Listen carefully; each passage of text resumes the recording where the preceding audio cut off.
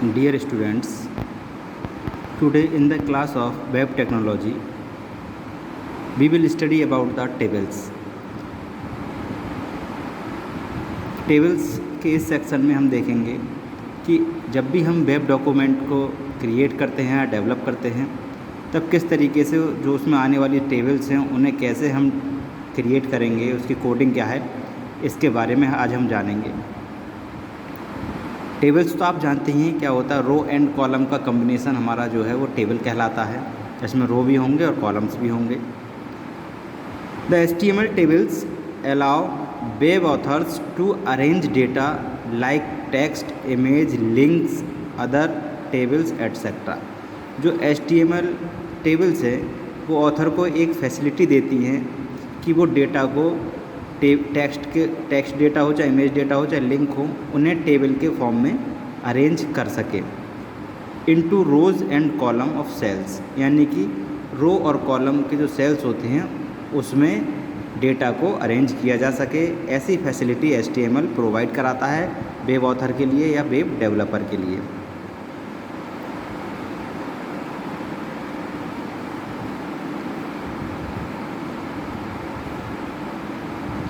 HTML tables are created using the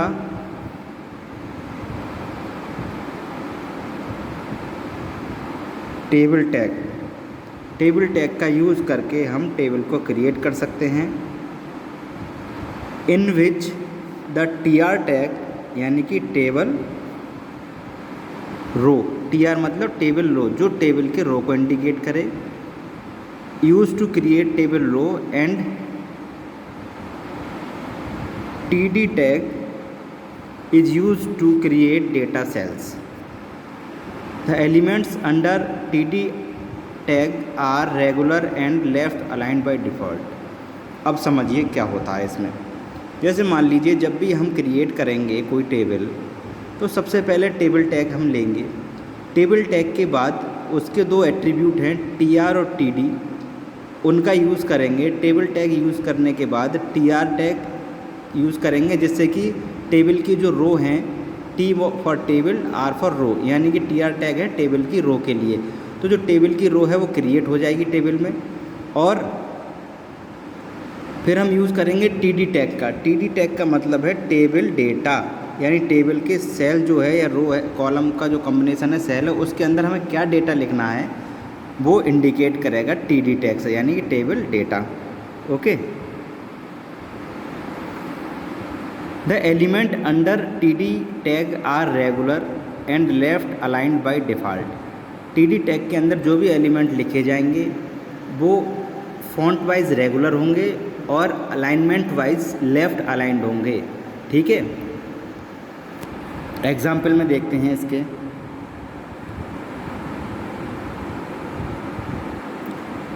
example dock type HTML, जैसा कि हम सारे एग्जाम्पल्स में लेते हुए हैं। HTML हेड और टाइटल यहाँ दिया है मैंने इसका टेबल्स टाइटल दिया है और हेड को क्लोज कर दिया।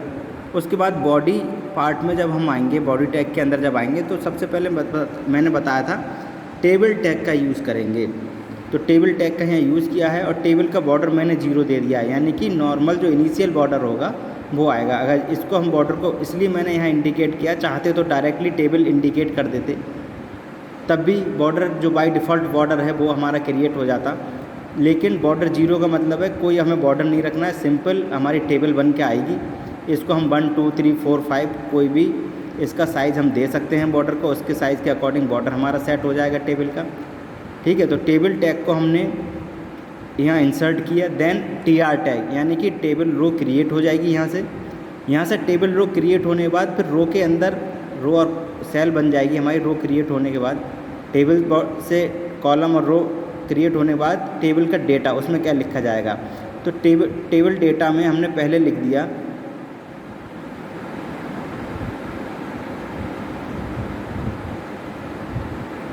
रो 1 कॉलम 1 और टेबल डेटा को क्लोज कर दिया। देन दूसरे रो के लिए लिख दिया हमने रो 1 कॉलम 1 अगेन। ओके,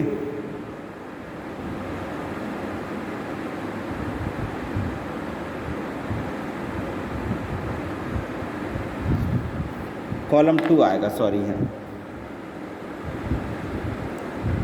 ठीक है, क्लियर।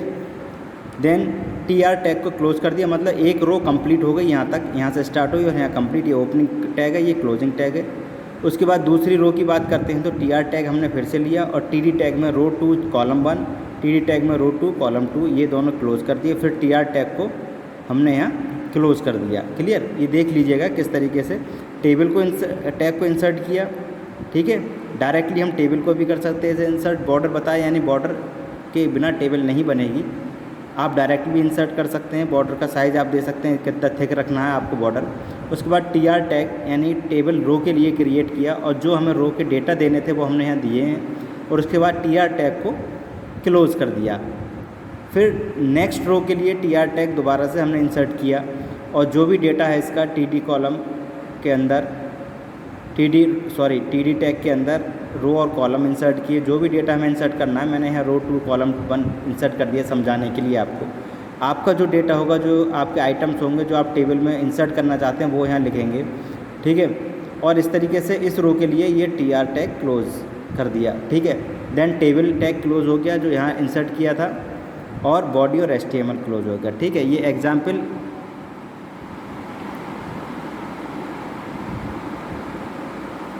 होने के बाद अब क्या रिजल्ट परफॉर्म होगा वो देखते हैं।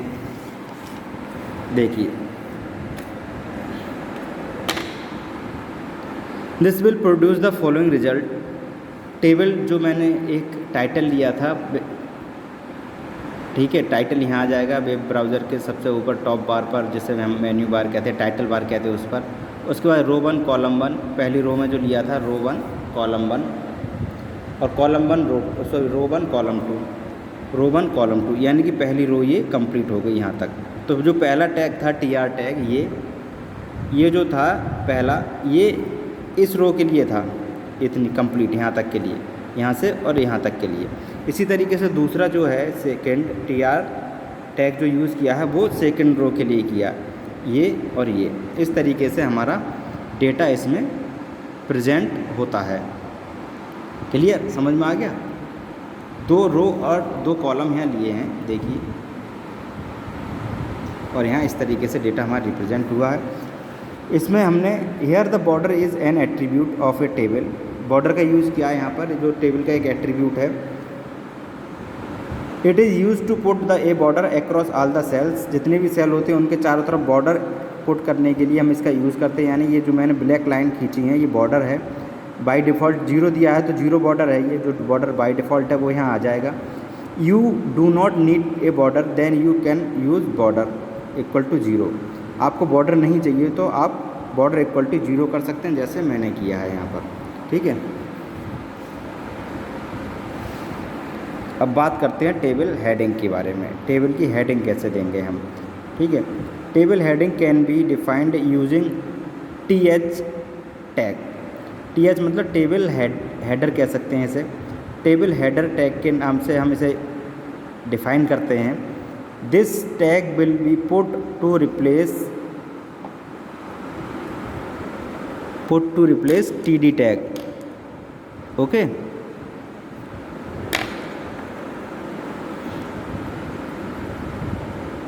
जहाँ हम TD टैग यूज़ करते थे उसे रिप्लेस करके हम इसका यूज़ करेंगे। कैसे करेंगे अभी एग्जाम्पल में बताऊंगा। Which is used to represent actual data cell, ठीक है। और जो एक्चुअल डेटा सेल है उसे रिप्रेजेंट करेगा TD टैग, जो करता था एक्चुअल डेटा सेल को, उसकी जगह पर TH टैग का यूज़ करेंगे।